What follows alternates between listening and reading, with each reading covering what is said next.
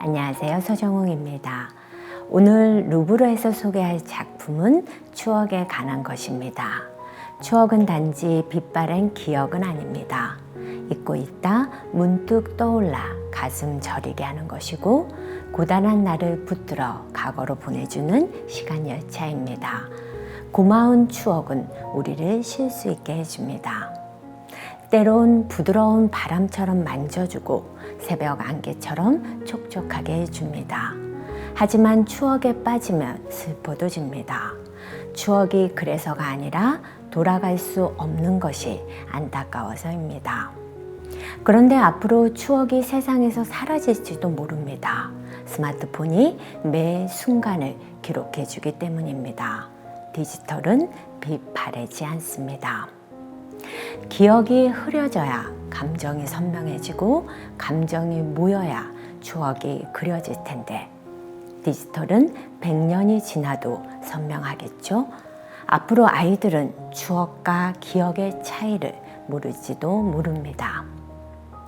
오늘 소개할 화가 카미오 코로는 1864년 어느 날 자신의 추억을 한 장의 그림으로 남깁니다.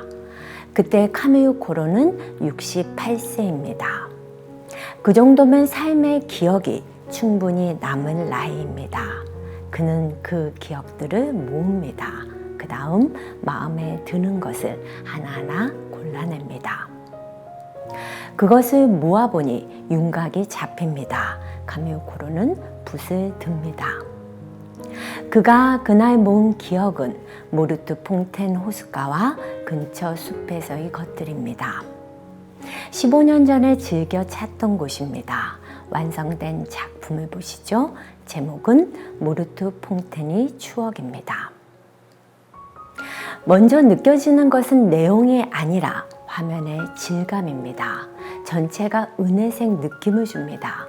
숲이 색이 이럴 수는 없고 추억으로 옮겨가는 과정에서 빛 바램이 생겼습니다. 덕분에 긴장감은 풀어집니다.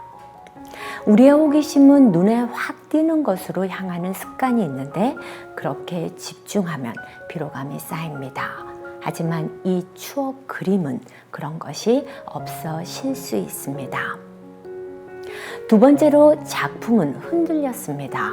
그래서 아련합니다. 실제 눈으로 보면 어떤 사물이든 저렇지는 않습니다. 뚜렷하게 보입니다. 확대해 볼까요? 나무가지는 선명하지만 이파리들은 흔들립니다. 꽃인 줄은 알겠는데 어떤 종류인지는 그려지지 않았습니다. 간신같이 말라는 뜻이겠죠? 느낌만으로 보아야 될 것 같습니다. 내용으로 옮겨볼까요? 먼저 눈에 띄는 것은 오른편이 커다란 나무입니다. 멋집니다. 가지도 힘차고 잎도 울창합니다. 얼마 전 옮겨 심은 나무가 아닙니다. 저곳에서 수십 년, 아니 100년이 넘었을지도 모르죠. 그 든든함이 전해집니다. 나무는 주변까지 도와 우리를 편하게 해줍니다. 아래를 보세요.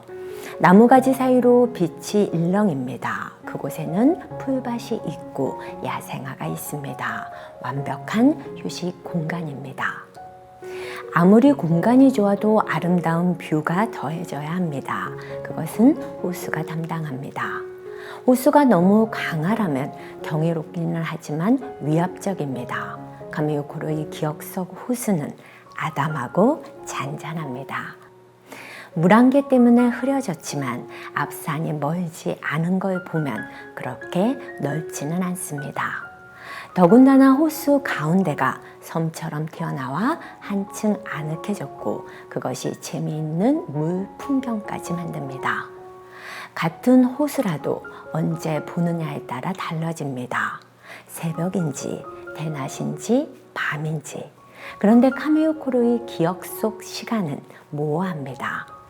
물안개 그리고 햇살의 위치를 보면 이른 시간 같은데 그렇게 보기에는 빛이 부드럽습니다. 그렇다고 해질녘도 아닙니다. 붉지 않습니다. 하늘을 보면 구름 낀 대낮 같기도 합니다. 하지만 꼭 정확할 필요는 없습니다. 이건 사실화가 아닙니다. 지금까지 큰 나무가 주는 편안한 공간과 그 공간에서 바라보이는 전망까지 보았습니다. 이제는 같은 공간에 누가 있는지가 중요하겠죠?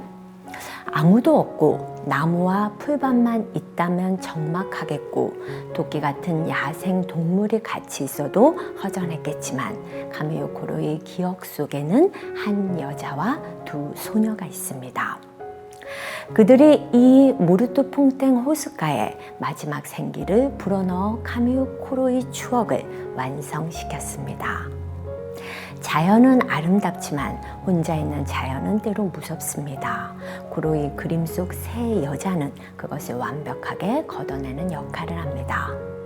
엄마인지 큰언니인지 카미요 코로가 아는 여자인지 아닌지 우리는 결코 알 수 없는 그녀는 마르고 기다란 나무 아래서 무엇을 따는데 여념이 없습니다. 아래 앉아있는 소녀는 하나라도 빠티를 쎄라 담고 있습니다.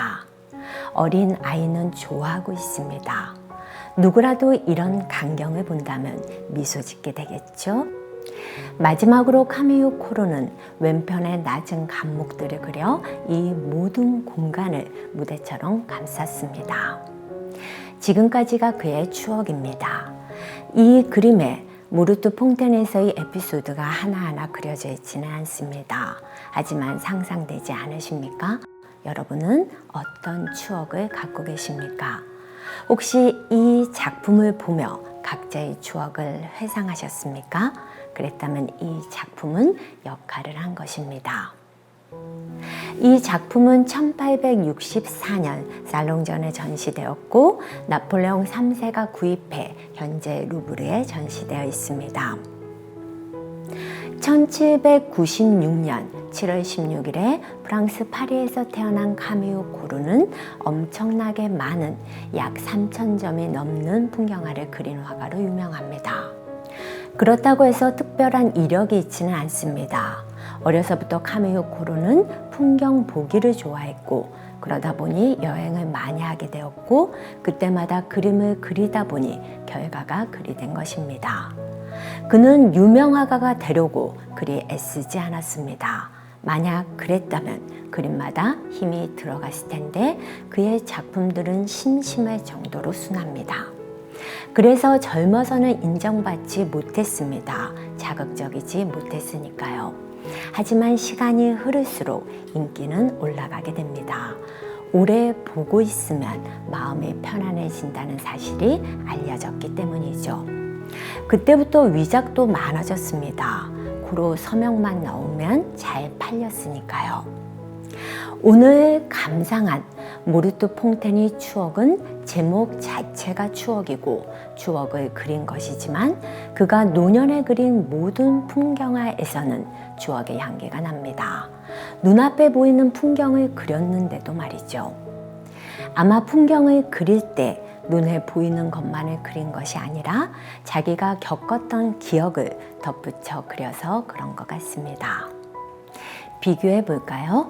왼편은 그가 37세에 그린 헬리시 공장에서 바라본 수화송이고 오른편은 70세에 그린 보베 부근이 마리세리 교회입니다. 먼저 분위기에서 큰 차이가 납니다. 왼편은 화창한 날이 한적한 시골 풍경화를 벗어나지 않습니다. 파란 하늘 뭉게 구름은 원래 색상대로 그려져 있고 하늘 아래 시골 풍경은 모두 채색을 내고 있습니다. 땅은 땅색, 석조 건물은 돌색, 나무는 나무색입니다. 그에 비해 70세에 그린 풍경화는 어떤 분위기가 들어가 있습니다. 색도 바랜 듯 부드럽고 그 때문인지 묘한 쓸쓸함이 전해집니다. 현실이 풍경이지만 마치 추억이라는 필터를 통해서 보는 듯 하다고나 할까요? 카미요 코로의 후반기 작품은 대부분 이러합니다. 그리고 사람들은 이런 풍경화를 더 좋아했습니다. 공감되는 부분이 생기지 않으십니까? 아무리 좋은 새 것도 세월의 흔적이 녹아있는 클래식 앞에 서면 초라해질 때가 있습니다. 혹시 추억이 우리에게 그런 역할을 하지는 않을까요? 오늘은 여기서 인사드리겠습니다. 그리고 뒤에 카미오 코로의 작품을 조용히 감상하실 수 있게 몇 작품 넣어 놓겠습니다. 끄지 마시고 조용히 감상해 주세요. 저는 다음 시간에 뵙겠습니다.